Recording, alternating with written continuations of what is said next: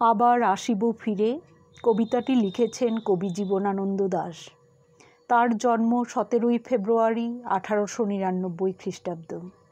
তাঁদের আদি নিবাস বাংলাদেশের অন্তর্গত বরিশাল। পিতা সত্যানন্দ দাশ ও মাতা কুসুম কুমারী দেবী। কুসুম কুমারী দেবী কবি ছিলেন। জীবনানন্দ দাশ MA পাশ করার পর বিভিন্ন কলেজে অধ্যাপনা করেন। তাঁকে রবীন্দ্র পরবর্তী বাংলা সাহিত্যের অন্যতম শ্রেষ্ঠ কবি বলা হয়।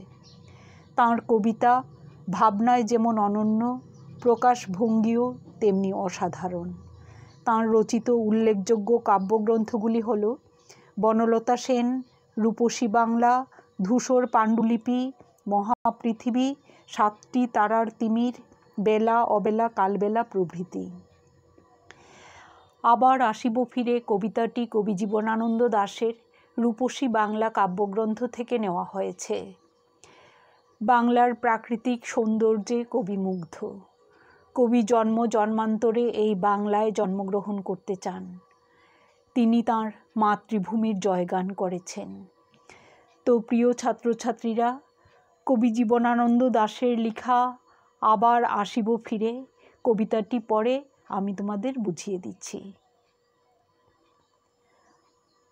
আবার আসিব ফিরে ধানসিঁড়িটির তীরে এই বাংলায়, হয়তো মানুষ নয়, হয়তো বা শঙ্খচিল শালিকের বেশে, হয়তো ভোরের কাক হয়ে এই কার্তিকের নবান্নের দেশে। কবি জীবনানন্দ দাশের জন্মভূমি হলো এই বাংলা। বাংলার গ্রাম প্রকৃতির অপরূপ সৌন্দর্য দেখে কবি মুগ্ধ। বাংলার মতো এমন সুজলা সুফলা শস্য শ্যামলা দেশ কোথাও তিনি খুঁজে পাননি।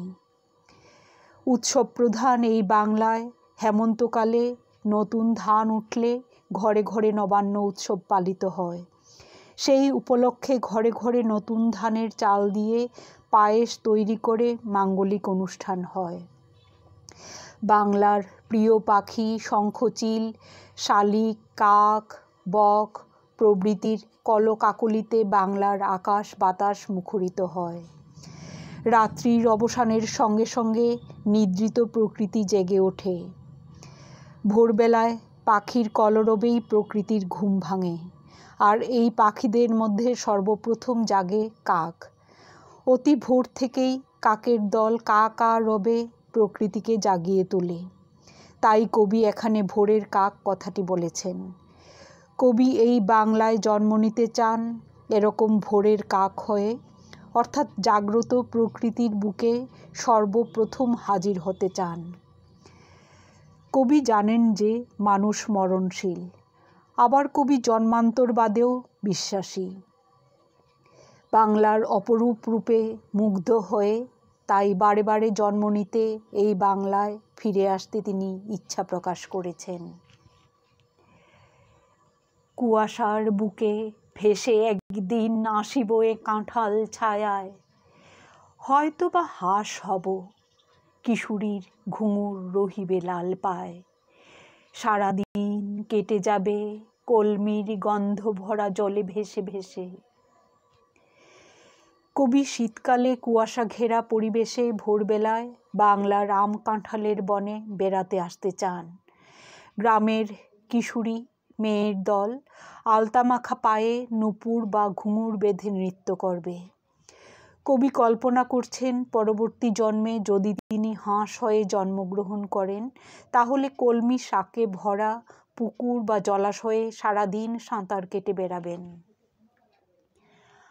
আবার আসিব আমি বাংলার নদী মাঠ ক্ষেত ভালোবেসে, জলঙ্গির ঢেউয়ে ভেজা বাংলার এ সবুজ ডাঙায়।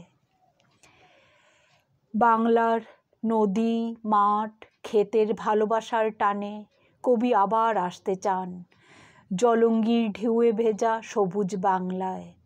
জলঙ্গি বাংলার একটি নদী। এই নদীর দুই তীরে শুধু সবুজের সমারোহ।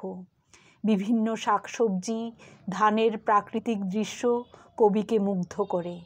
তাই কবি মৃত্যুর পরেও নদীর ঢেউয়ে ভেজা এই সবুজ ডাঙায় থাকতে চান। হয়তো দেখিবে চেয়ে সুদর্শন উড়িতেছে সন্ধ্যা বাতাসে, হয়তো শুনিবে এক লক্ষ্মী পেঁচা ডাকিতেছে শিমুলের ডালে, হয়তো খইয়ের ধান ছড়াতেছে শিশু এক উঠানের ঘাসে। বাংলার সন্ধ্যা বাতাসে সুদর্শন উড়ে বেড়ায়। সুদর্শন হলো এক ধরনের পাখি। শিমুলের ডালে বসে সেখানে লক্ষ্মী পেঁচা ডাকে, যেখানে শিশু উঠানের ঘাসে খইয়ের ধান ছড়ায়, সেই বাংলায় কবি আবার ফিরে আসতে চান। লক্ষ্মী পেঁচা এক জাতীয় সাদা পেঁচা। এরা লক্ষ্মী দেবীর বাহন বলে এদেরকে লক্ষ্মী পেঁচা বলা হয়। রূপসার ঘোলা জলে হয়তো কিশোর এক সাদা ছেঁড়া পালে ডিঙাবায়, রাঙা মেঘ সাঁতরায়ে অন্ধকারে আসিতেছে নীরে, দেখিবে ধবল বক আমারেই পাবে তুমি ইহাদের ভিড়ে। বাংলার রূপসা নদীর ঘোলা জলে যুবকরা সাদা ছেঁড়া পালে ডিঙাবায়। সূর্য যখন অস্ত যায় তখন পশ্চিম আকাশ রাঙা বা লাল হয়ে ওঠে, আর সেখানে ভেসে বেড়ানো মেঘগুলিকে লাল মনে হয়। এরকম সন্ধ্যার সময় পাখিরা নিজেদের বাসায় ফিরে আসে। সন্ধ্যা হয়ে আসছে, সূর্যদেব পশ্চিম আকাশে ডুবন্ত প্রায়। এমন সময় সাদা বকের দল ডানা মেলে বাসায় ফিরছে। প্রকৃতি প্রেমিক কবি পশ্চিম আকাশে রাঙা মেঘ ভেদ করে ধবল বা সাদা বকের ফিরে আসাকে তার শিল্প চেতনা দিয়ে অপরূপ করে ফুটিয়েছেন।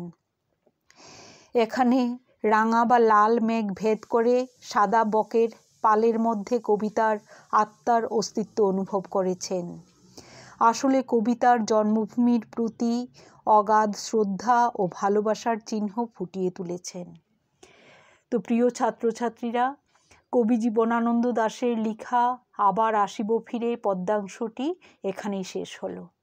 কবিতাটির ব্যাখ্যা আশা করি তোমরা বুঝতে পেরেছ। ধন্যবাদ।